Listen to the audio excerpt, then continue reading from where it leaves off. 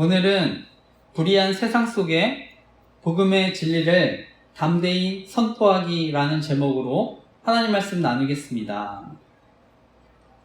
요즘 계속해서 밀양 집단 성폭행 사건을 통해서 신상 공개, 또 사적 제재에 대한 논란이 있는 것으로 압니다. 그런데 저희 교회가 기도하는 저는 조직 스토킹 범죄가 바로 신상 정보 알아내서 괴롭히는 사적 제재 범죄라고 생각합니다. 그래서 돈과 권력을 가진 사람들이 또 언론을 이용해서 교묘하게 또 사찰하고 괴롭힐 수 있는 그런 범죄라고 생각합니다. 특히 전문가들은요, 이런 스토킹 범죄가 다른 범죄로 이어지기 쉽다고 하는데, 저는 특히 여성들, 또 N번방과 같은 또 집단적인 성범죄에 노출될 또 위험이 크다고 생각해서 또 조직 스토킹 범죄의 가해 방법, 또 피해 사례들을 알리고 있습니다. 그리고 가해자들도 범죄에 나중에 연루됐다가 저는 이용당하고 또 버림받을 수 있다고 생각합니다. 그래서 그런 것들을 알리고 있는데요. 제가 요즘에 이제 이런 조직 스토킹, 또 권력형 성범죄에 알리면서 저를 이제 또 성범죄 이미지를 만들어서 또 괴롭히는 것 같아서 기분이 좋진 않은데요. 이미 과거에 제가 고영욱이라고 하는 연예인, 그 미성년자 성범죄에 저지르지 않았습니까? 그래서 그런 이미지 만들어서 제가 스토킹과 괴롭힘을 당했다고 생각합니다. 그래서 제가 이런 스토킹, 조직 스토킹 범죄가 정말 심각한 사적 제재 범죄구나, 제가 이것을 정말 깊이 깨달았습니다. 그렇기 때문에 저는 누구라도 피해자가 될 수 있다고 생각해서요, 이런 위험성을 이제 또 알리고 있는데요. 또 요즘 제 동생이 공기업을 다니고 있는데, 제가 동생 차를 빌려서 또 공기업 그런 스티커가 붙어있는 차를 타고 있습니다. 그래서 이런 것들 또 언론에 또 스토킹 범죄에 이용되지 않도록 또 기도 부탁드립니다. 제가 요즘에 페이스북 이제 글을 보다가요, 어떤 목사님 또 설교 준비에 관한 글을 봤습니다. 그래서 설교라는 게 결국 어떤 게 잘 어우러질 때 완성되는 것이라는 글을 봤습니다.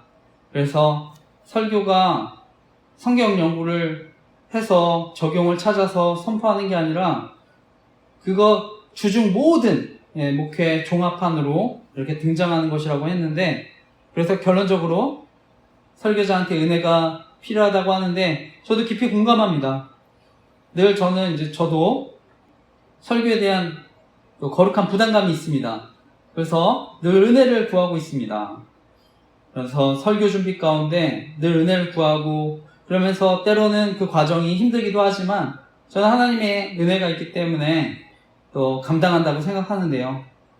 요즘에 또 교회는 또 재정적으로 또 힘들기도 하기 때문에 저는 이제 일도 하면서 사역을 하고 있는데, 아무쪼록 제가 점점 더워지고 있는데 또 지치지 않고 또 사역들 잘 감당할 수 있도록 기도 부탁드립니다. 오늘 말씀 보면은요, 예수님은 대제사장 앞에 끌려가서 이제 신문을 받는 그런 말씀입니다. 오늘 말씀의 제목은요, 불의한 세상 속에 복음의 진리를 담대히 선포하기인데요.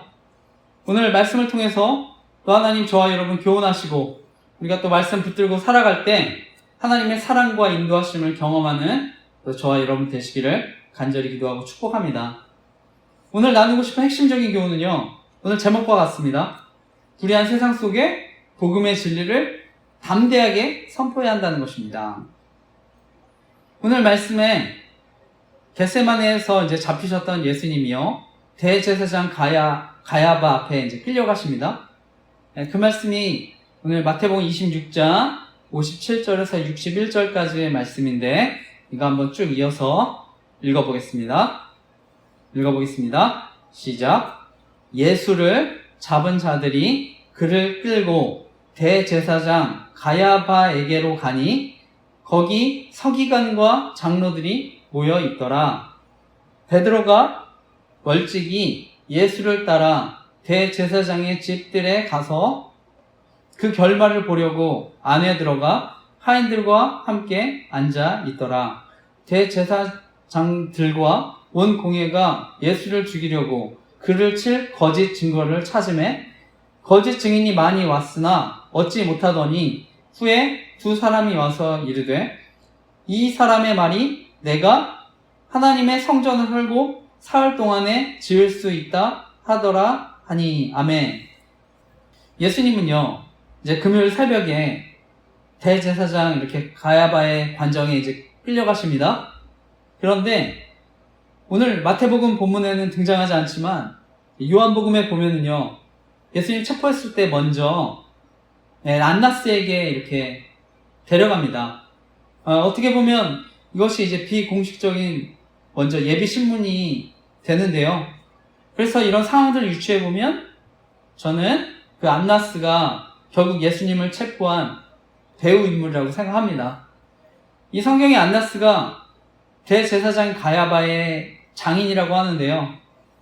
이 AD 6년에 시리아 총독 구레뇨에 의해서 이 안나스라는 사람이 대제사장으로 임명되었다고 합니다. 그래서 구레뇨 총독이 당시 유대 백성들이 뽑은 그 대제사장 요아살 대신에 그 안나스를 앉혔다고 하는데 아마 이 안나스가 굉장한 그 정치적 감각, 또 리더십을 발휘해서 오래도록 이렇게 권력을 누렸다고 합니다. 그래서 AD 7년부터 63년까지 장장 56년 동안을 그 안나스 집안이 대제사장직을 독점했다고 하는 것인데요. 그러면서 이제 권력을 이용해서 온갖 부정한 방법으로 또 막대한 부를 축적했다고 합니다. 성경을 연구하는 사람들이요, 예수님이 또 그토록 반대하고 싸웠던 성전 매매, 성전 청결 사건이 있지 않았습니까? 그래서 예수님이 그런 일들을 하셨는데 바로 그때 그 이익을 취했던 그 배후에 안나스가 있었을 거라고 이제 합니다. 그래서 비록 이때 안나스가 대제사장은 아니지만 또 가야바보다 더 큰 영향력을 가지고 있었을 거라고 생각하는데요. 이런 안나스가 먼저 예수님 신문하고 그 다음에 오늘 본문에 이제 가야바가 차례로 신문하는데요. 이 가야바는 대제사장 또 산헤드린 공의회 의장입니다. 그래서 예수님 체포하고 아마 그때 많은 또 산헤드린 공의회 회원들도 같이 모여들었을 것 같은데요. 원래 법규에 의하면은요, 이 산헤드린 공회 이것은요 유대 자치기구인데요. 이 해가 뜨기 전에는 합법적으로 소집될 수가 없습니다. 그런데 예수님은요, 어떻게 보면 공식적이 아니라 이런 비공식적으로 밤에 불법적으로 이런 신문을 받게 되는 것입니다. 그래서 예수님 받으신 재판, 산헤드린 공의회 이제 재판이라고도 할 수 있는데, 이 당시 이제 로마 제국이 자신이 정복했던 지역, 거기에 이제 상당한 자치권을 주었다고 합니다. 그러니까 이렇게 신문하고 재판도 하는데, 다만 이제 사형 같은 거, 이런 거는 이제 로마가 직접 판결했던 것 같습니다. 그래서 예수님이 나중에 빌라도에게 이렇게 보내지는데, 어쨌든 오늘 말씀에 가야바는요, 예수님 신문하면서요, 결론은 그겁니다. 한 사람이 백성을 위해 죽는 게 낫다. 이 가야바는요, 자신의 기득권을 지키기 위해서요, 결국 아무 죄도 없던 예수님을 죽이려고 하는 것입니다. 자신의 권력, 자신의 죄, 이런 걸 감추기 위해서 어떻게든 예수님을 해치려고 하는 것입니다. 그러니까 막 거짓 고소할 이런 증거들을 만들기도 하는 건데요. 그러다 결국에요, 가야바가 직접 나섭니다. 처음에는 거짓 증인들 내세웠다가 자신이 직접 나섭니다. 그 말씀이 26장 62절에서 68절까지 말씀입니다. 그 말씀도 한번 쭉 이어서 읽어보겠습니다. 시작. 대제사장이 일어서서 예수께 묻되 아무 대답도 없느냐? 이 사람들이 너를 치는 증거가 어떠하냐 하되 예수께서 침묵하시거늘 대제사장이 이르되 내가 너로 살아계신 하나님께 맹세하게 하노니 내가 하나님의 아들 그리스도인지 우리에게 말하라. 예수께서 이르시되 내가 말하였느니라. 그러나 내가 너희에게 이르노니 이후에 인자가 권능의 우편에 앉아 있는 것과 하늘 구름을 타고 오는 것을 너희가 보리라 하시니 이에 대제사장이 자기 옷을 찢으며 이르되 그가 신성모독하는 말을 들었으니 어찌 더 증인을 요구하리요. 보라, 너희가 지금 이 신성모독하는 말을 들었도다. 너희 생각은 어떠하냐? 대답하여 이르되 그는 사형에 해당하니라 하고 이에 예수의 얼굴에 침뱉으며 주먹으로 치고 어떤 사람은 손바닥으로 때리며 이르되 그리스도야 우리에게 선지자 노릇을 하라. 너를 친 자가 누구냐 하더라. 아멘. 방금 읽은 말씀에 대제사장 가야바가 직접 예수님 신문합니다. 하나님 아들 그리스도야 이렇게 질문하는 것인데요. 그때 예수님은요. 내가 말하였느니라 대답합니다. 대제사장 그 말대로 자신이 메시아라고 선포하는 것입니다. 그리고 분명히 다시 한번 경고하면서 말씀하십니다. 인자가 권능의 보좌 오른쪽에 앉아있는 것과 하늘 구름을 타고 오는 것을 보리라. 제가 이전에도 말씀을 나눴는데요. 예수님 다니엘서 말씀을 인용하시면서 자신이 메시아고 영광 가운데 최후 심판자로 오실 것을 말씀하는 것입니다. 그래서 분명하게 자신이 메시아임을 강력하게 선포하신 것인데요. 그런데 대제사장은요. 이런 예수님의 선포를 듣고요. 회개할 생각을 하지 않습니다. 오히려 신성모독하는 말을 들었기 때문에 이는 사형에 해당한다고 얘기하는 것입니다. 결국 대제사장 가야바가 예수님을 체포했던 진짜 이유가 드러난 것입니다. 이들은요. 하나님의 뜻에 관심이 없었습니다. 오직 자신의 권력을 유지하기 위해서 자신의 기득권을 계속 유지하기 위해서 예수님 체포해서 어떻게든 거짓 증거를 만들어서 죽이려고 했던 것입니다. 이들은요. 하나님의 진리, 정의에는 관심이 없었습니다. 그리고 앞으로 영원한 또 형벌에 처해질 것도 그러니까 두려워하지 않고 살았던 것입니다. 저는 지금도 이런 일들 벌어질 수 있다고 생각합니다. 권력을 차지하기 위해서라면, 자신의 이익과 탐욕을 위해서라면 교회를 이용하는 것이죠. 저는 오늘날 안나스, 가야바 같은 사람들이요, 교회 지도자들 되면 정말 위험하다 생각합니다. 그래서 제가 조직 스토킹 범죄, 권력형 성범죄 위험성 알리고 있는데요. 바로 교회 안에 안나스, 가야바 같은 사람들, 저는 조직 스토킹 범죄, 또 성범죄에 가담하는 거라고 생각합니다. 그래서 이런 사생활 정보들 이용해서 설교하고 또 성범죄에 가담하면서 피해자들 또 2차 가해로 고통받게 만들 수 있다고 생각합니다. 무엇보다 설교를 통해서 저는 심리적으로 가해하는 것도 극단적인 선택으로 내몰 수 있기 때문에 위험성을 알리고 있습니다. 오늘날 이제 기독교가 많은 비판을 받는데요. 저는 교회 안에 많은 심각한 범죄, 불법들 있는데 드러나도 저는 무조건 또 은혜로 덮으려 하기 때문에 많은 비판을 받는다 생각합니다.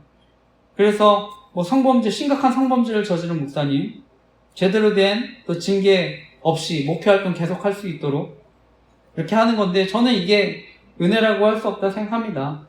왜냐하면 피해를 입은 사람들은요, 또 교회를 떠날 수도 있고요. 하나님으로부터 멀어질 수 있고 2차, 3차 가해도 당할 수 있기 때문이라고 생각합니다. 오늘날 교회가 세상에 조롱받는 이유, 어떻게 보면 죄의 결과에 대해서는 저는 책임지지 않기 때문이라 생각합니다. 예수님은요, 죄도 없으셨지만 죄를 담당하셨습니다. 그래서 저는 은혜라는 것 반드시 죄와 함께 다뤄줘야 하는지 믿습니다. 그래서 예수님은 죄를 무시하지 않고요. 저는 은혜로 그냥 무조건 덮는 그런 하나님이 아니신 줄 믿습니다. 무엇보다 교회가요. 또 죄를 다루지 않으면 또 복음이 싸구려 취급을 당하게 되는 줄 믿습니다. 교회가 세상의 거룩함을 잃어버리면 저는 세상에서 밟히고 영향력을 잃게 되는 줄 믿습니다. 오늘날 저도 이런 교회 안에 불법이 일어나는 거 보면요. 정말 마지막 때가 가까이 왔다 생각합니다. 예수님 말씀입니다. 마태복음 24장 11절에서 13절 말씀인데요. 예수님 말씀하십니다. 마지막 때에 거짓 선지자가 많이 일어나 많은 사람을 미혹하겠으며 불법이 성함으로 많은 사람의 사랑이 식어지리라. 그러나 끝까지 견디는 자는 구원을 얻으리라. 아멘. 저희 주변에 저는 지금도 많은 영적 거짓 선지자들이 일어난다고 생각합니다. 그리고 많이 미혹한다고 생각합니다. 그리고 교회 안에 많은 불법들이 많아지고 지금도 많은 사랑이 식어진다고 생각합니다. 그런데요, 끝까지 견디라고 말씀하십니다. 우리가 주의 이름으로 예언도 하고 귀신을 쫓아냈으며 많은 권능을 행하지 아니하였나이까. 그때 예수님께서 그들에게 말씀하십니다. 내가 너희를 도무지 알지 못하니 불법을 행한 자들아 내게서 떠나라. 저는 오늘날 분명히 하나님 마지막 때에 동일하게 말씀하시고 심판하실 줄 믿습니다.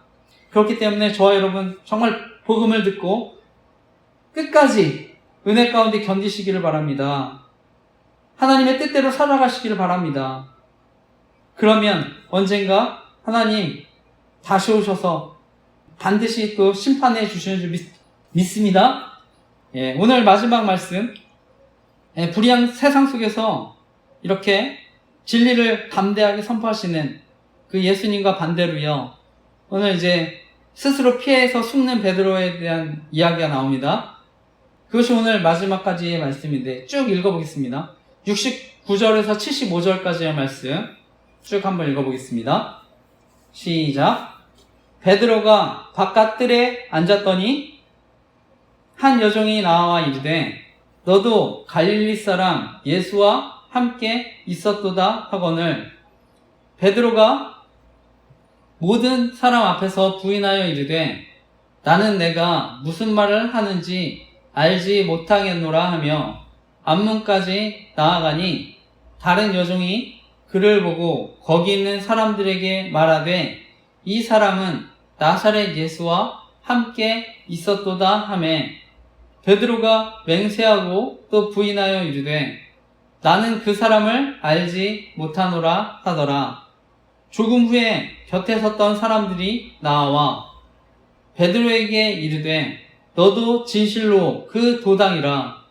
내 말소리가 너를 표명한다 하거늘 그가 저주하며 맹세하여 이르되 나는 그 사람을 알지 못하노라 하니 곧 닭이 울더라. 이에 베드로가 예수의 말씀에 닭 울기 전에 내가 3번 나를 부인하리라 하심이 생각나서 밖에 나가서 심히 통곡하니라. 아멘. 우리가 잘 아는 대로요, 베드로는요 그동안 예수님의 수제자임을 스스로 계속해서 자처했습니다. 그래서 모든 사람은 주를 버려도 자기는 절대로 버리지 않겠다고 장담했는데요. 그런데 예수님 체포되고 신문당하고 이런 조롱받는 모습을 보고요, 두려움을 느껴서 예수님 부인하는 것입니다. 그런데 어쩌면요, 이런 베드로의 모습, 또 저와 여러분의 모습일 수 있습니다. 이 땅에 발을 디디고 살아가는 우리 성도들의 모습일 수가 있습니다. 우리가 바라보는 세상은요, 어쩌면 이렇게 강력해 보입니다.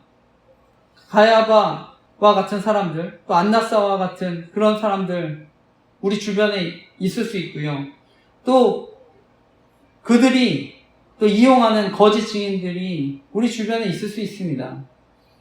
그래서 말씀대로 살려고 할 때 끊임없이 고소하고 고발할 수 있습니다. 제가 이제 서두에 나눈 대로요, 저는 조직 스토킹, 또 권력형 성범죄 알리면서요, 이런 또 성범죄 이미지 만들어서 또 괴롭힘 당한다고 생각하는데요. 저는 우리가 하나님이 맡겨주신 사명, 또 진리의 길을 갈 때 이런 세상 속에 구조적인 악과 또 싸우면서 또 믿음으로 또 살아가야 한다 생각합니다. 그런데 문제는요, 저희가 베드로처럼 어떻게 보면 온전하고 완전하지 않을 수 있는 것입니다. 그러니까 저희도요, 불의를 보면서도요, 그것을 분명히 알지만 침묵하고 또 도망갈 수도 있는 것입니다. 부끄러워하면서 타협할 수도 있는 것입니다. 그런데 중요한 것은요, 바로 베드로와 같은 삶을 살아가는 저희들에게 희망이 무엇입니까? 바로 복음입니다. 바로 하나님이 저와 여러분 함께 하시는 것입니다. 그러면 하나님이 저와 여러분을요, 믿음의 길로 인도해 주실 줄 믿습니다. 오늘 본문의 베드로, 예수님이 신문 받으실 때요, 어린 여자 종 앞에서 3번이나 부인했습니다.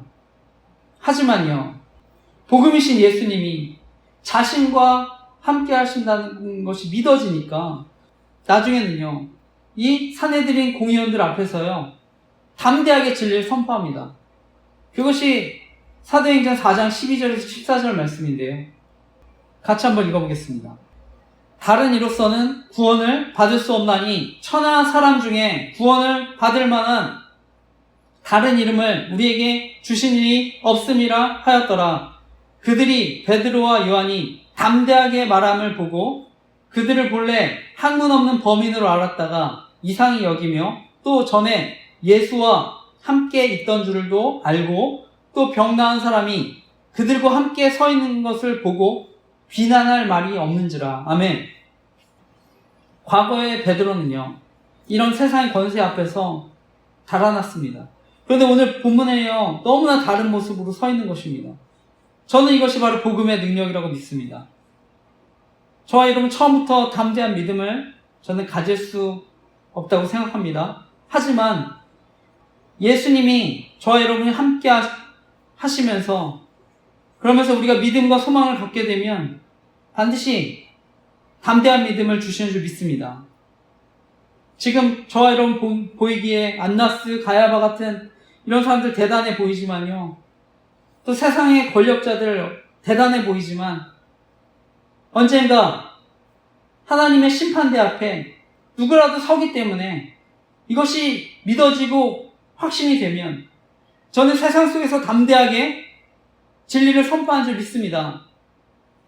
이번 주 제가 잘못된 복음과 구원의 확신으로 영원한 심판을 받지 않도록 기도했으면 좋겠습니다 라는 제목으로 기도 제목을 홈페이지 또 페이스북 등에 나눴는데요. 제가 여기서 저희 교단 전병욱 목사님 또 성범죄에 대한 기도 제목도 나눴지만 또 순회선교단 김용희 선교사라는 분, 또 그의 영향을 받은 유기성 목사님 영성운동의 위험성도 나눴습니다. 저는 지금도요, 사단이요, 우리가 구원의 복음을 듣지 못하도록, 복음의 능력을 경험하지 못하도록 끊임없이 또 미혹한다고 생각합니다. 사단은 할 수만 있으면 어떤 정치적인 술수로 이념을 끌어들여서 또는 세대 남녀 갈등도 이용해서 방해한다고 생각합니다.